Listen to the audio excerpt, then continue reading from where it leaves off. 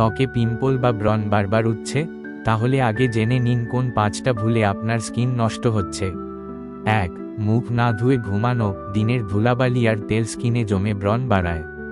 2. ঘন ঘন মুখে হাত দেওয়া, এতে ব্যাকটেরিয়া ছড়ায়। 3. বেশি ফেসওয়াশ ব্যবহার করা, এতে স্কিন রুক্ষ হয়, ব্রণ আরও বাড়ে।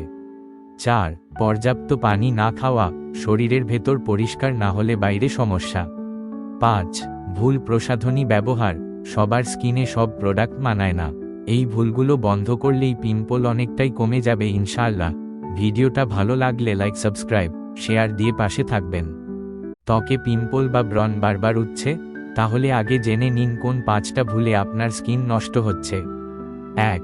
মুখ না ধুয়ে ঘুমানো। দিনের ধুলাবালি আর তেল স্কিনে জমে ব্রণ বাড়ায়। 2. ঘন ঘন মুখে হাত দেওয়া, এতে ব্যাকটেরিয়া ছড়ায়।